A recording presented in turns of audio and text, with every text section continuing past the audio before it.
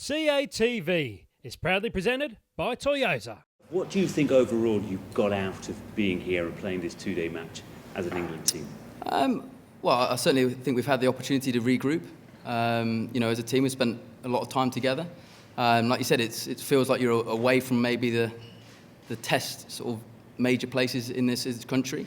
But it's given a nice opportunity, like I said, just to spend a good bit of time together, regroup, talk about it a little bit, get a few of the younger guys, on the field. And we're ready to go to Adelaide now. So as you leave, can you tell us who's going to bat where in the second test? I don't think I'm your man for that, but look, I think Gary Ballance has done really well here.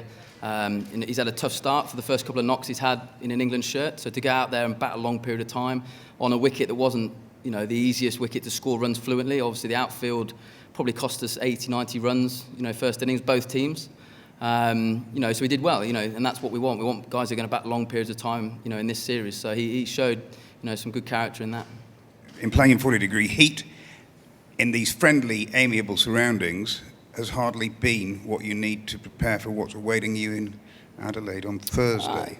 I don't know about that. I think it's good for us in a way in the heat. Obviously, Adelaide's not going to be cold, is it? So, this is extreme heat really for us. For us as a group, to go to Adelaide, it should be a lot easier than what we've dealt with here. I thought the guys stuck to it all day today, and the 10 overs last night. It wasn't particularly easy, but the guys did really well out of that. Obviously, the wicket's going to be completely different in Adelaide, but that would be the same wherever we were to play, a 2 or 3 day game before a test match. The important thing, I think, for us as a group, there's a lot of experience here. We know what we need. Obviously, there's a lot of guys who are rested from this game, but we'll have 2 days preparation in Adelaide. We know the ground so well. We've got some great memories there, from last time. So I think the guys are really ready now. Like I said, we've regrouped, and we're looking forward to another challenge.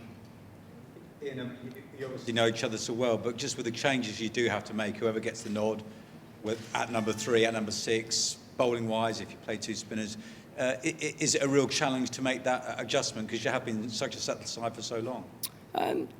Obviously it's different, but it's exciting again on the same term for some of the younger guys. It's good to have some of those guys here. Obviously it's difficult, without Trotty, who's been such a key player for us for a long time. But yeah, there's going to have to be a slight, and that's just, any team has to go through at periods of time. And like I said, it was good for Gary Ballance to get some good time in the middle. Ben Stokes as well looked really good, really positive. Bowled well today, I thought, with a reverse swinging ball. So we've got some nice options. So obviously it would be nice if those guys, whoever are picked, can hit the ground running. But there's a lot of experience in that team now, and we need to call on everyone, 1 to 11, to stand up and play really well in the next Test match. Can I just ask, obviously Jonathan so well. Good to hear today Darren Lehmann has said that's not going to become an issue so far as any Ashes banter is concerned, that they obviously wish him well. But it seems obviously it's still going to be hard out in the middle there. The Ashes banter will still be flying around. Oh, absolutely, and I think we all hope so. That's part and parcel of it, and I don't think this series to me has been any different to one I've played in the past. Yes, something got picked up on stump mic, and it came off the field, but a lot of the other stuff doesn't, and that's part and parcel of playing Ashes cricket. You've got 2 teams who are desperate to win the Ashes, and we all hope as players that stays like that, and I think that's a great part of the game. Like I said, it doesn't feel any different to me than what it did feel in the summer at home, and the ones I've played in the past. Ian, you've never made any secret of your desire to bat at 3 for England.